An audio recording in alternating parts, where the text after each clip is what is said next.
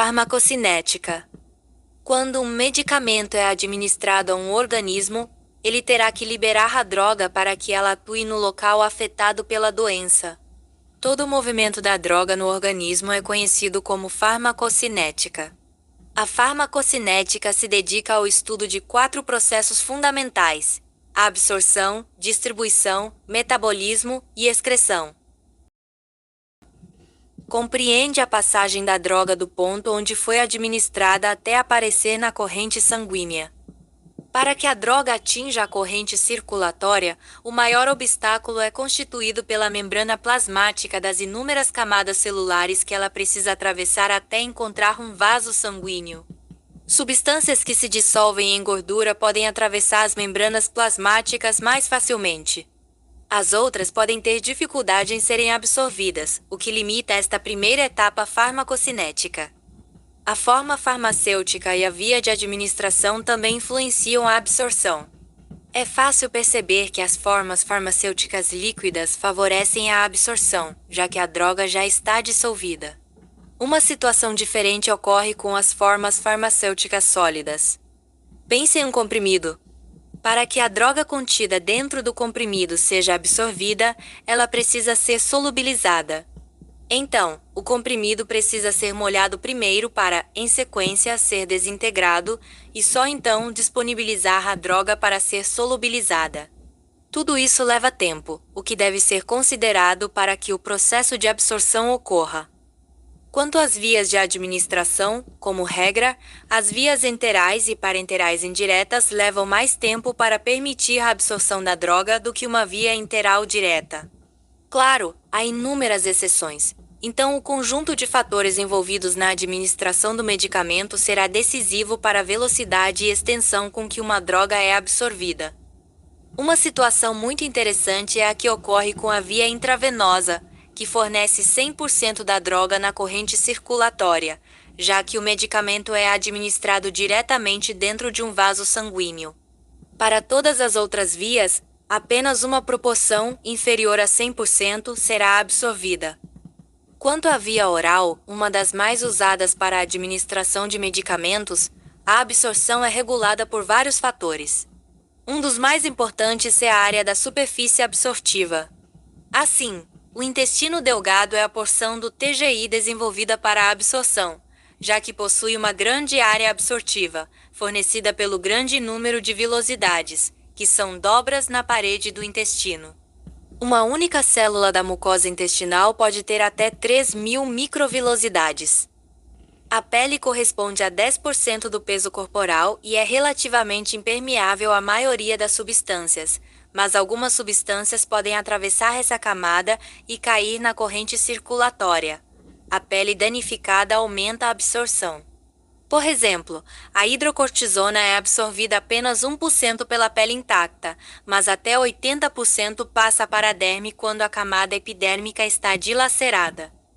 A via respiratória é amplamente utilizada em casos de problemas no trato respiratório, como o asma, por exemplo. As drogas administradas por esta via podem ser absorvidas ou permanecer retidas neste local, o que pode ser interessante se o objetivo da farmacoterapia é uma ação local. A cavidade oral e o espaço sublingual merecem atenção especial. A mucosa oral funciona principalmente como uma barreira, pois não é um tecido altamente permeável. É mais semelhante à pele do que ao intestino neste aspecto. Enxaguantes bucais, pastas de dente e outros preparados são introduzidos na cavidade oral por motivos profiláticos ou terapêuticos locais.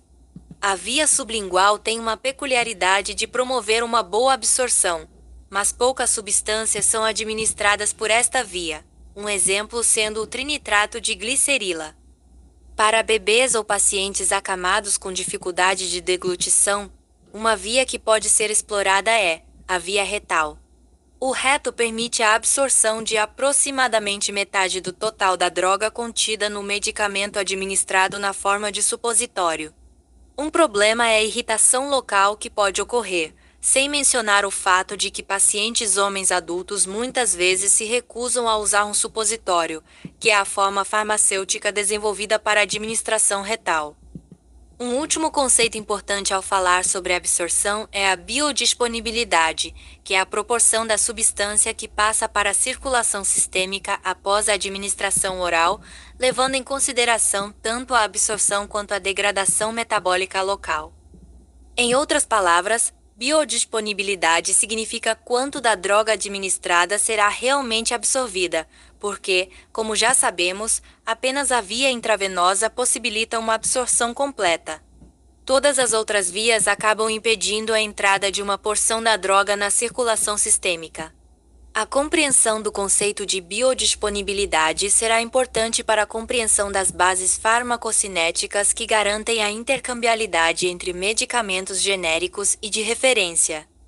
Finalmente, se a droga vencer todas essas barreiras e conseguir ser absorvida, estando no leito vascular, estará pronta para passar pelo segundo processo farmacocinético.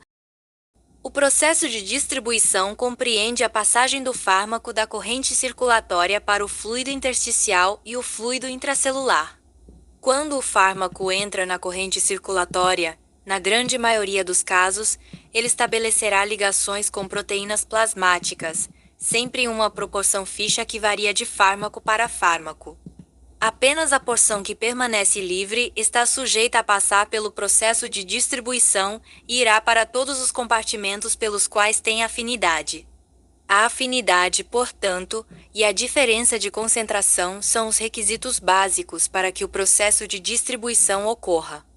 Os fármacos só deixam o leito vascular porque há muito fármaco no plasma em comparação com qualquer outro compartimento do organismo, e não menos importante, o fármaco só irá para tecidos com os quais tem alguma afinidade com alguns dos componentes celulares presentes nesses locais. É interessante notar que nem todos os locais do organismo receberão os fármacos. Existem locais praticamente impermeáveis aos fármacos que são protegidos pelas chamadas barreiras orgânicas. Locais com alta importância e que podem ter dificuldade em reparar danos, como é o caso do cérebro, devem ser protegidos contra a entrada de substâncias potencialmente tóxicas. Assim, este órgão é protegido pela barreira hematoencefálica. Claro, esta barreira não isola completamente o cérebro. Se isso fosse verdade, todas as substâncias que atuam no cérebro deveriam ser administradas diretamente no cérebro para ter um efeito. E isso não é verdade. Um antidepressivo que você usa na forma de comprimido será eficaz, o que prova que a barreira hematoencefálica é apenas uma dificuldade para algumas substâncias entrarem no cérebro, mas não um obstáculo para todas elas. Da mesma forma, se um indivíduo desenvolve os efeitos comportamentais do álcool depois de ingerir algumas latas de cerveja, é porque o álcool, mesmo entrando pela boca, conseguiu de alguma forma atravessar a barreira hematoencefálica. Outro local que não pode ser prejudicado por substâncias potencialmente tóxicas é o feto, pois é um novo ser em formação, e qualquer agente que possa interferir na organização de um órgão pode levar a uma má formação fetal. Portanto, existe outra barreira que separa a circulação da mãe da circulação do feto, e é chamada de barreira placentária. Claro, algumas substâncias podem atravessar a barreira placentária. Daí a recomendação de não usar medicamentos no primeiro trimestre da gravidez, período em que os órgãos estão sendo formados. No início da década de 1960, houve uma catástrofe mundial, levando inúmeros bebês a nascer sem um braço, sem uma perna ou mesmo sem ambos os braços e ambas as pernas. Isso ocorreu devido ao uso de talidomida, uma substância que se popularizou como preventiva de náuseas na gravidez, mas mostrou todo o seu poder destrutivo. Se a talidomida causa malformação fetal, é porque ela atravessa a barreira placentária. Assim, fica claro observar que a barreira hematoencefálica e a barreira placentária não são tão eficazes na proteção do cérebro e do feto, apenas colaborando para reduzir a entrada de agentes tóxicos nesses locais. Depois que a droga é direcionada a vários tecidos, tanto para aqueles para os quais a droga realizará alguma ação farmacológica, quanto para aqueles que servem como tecidos de reserva, ela será eliminada do organismo. E para isso, a droga precisa ser metabolizada primeiro. O metabolismo visa preparar o fármaco para a excreção. O principal local onde este processo ocorre é o fígado, mas os pulmões, intestinos e sangue também podem metabolizar vários fármacos.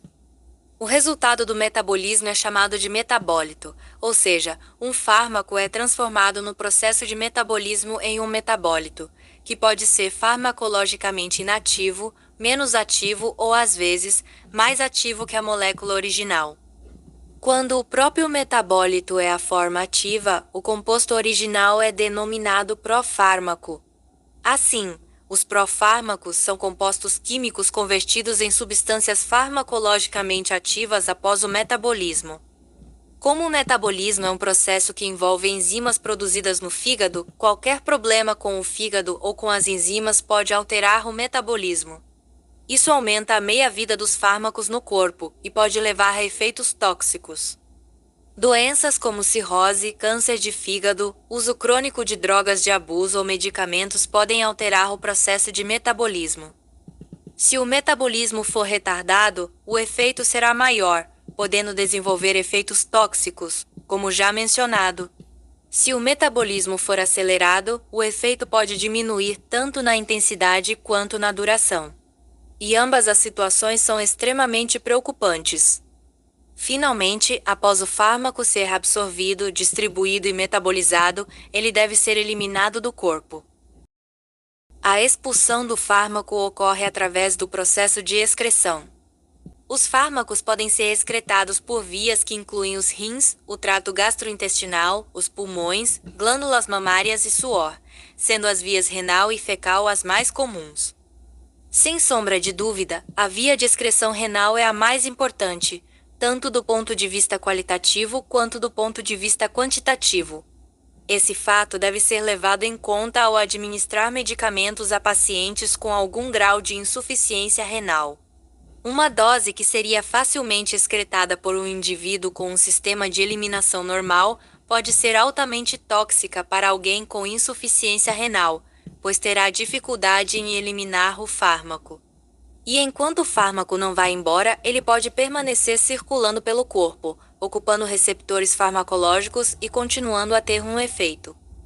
Em suma, os atendentes devem ser responsáveis pela maior parte das vendas da loja, contando com a assistência do farmacêutico quando necessário.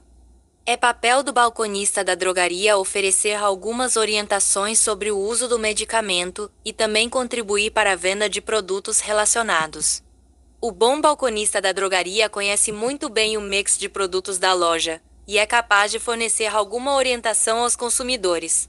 Muito mais do que ser útil e amigável, também é papel do balconista da drogaria ter conceitos básicos sobre medicamentos, forma farmacêutica, via de administração, etc., para que possa transmitir informações seguras aos clientes.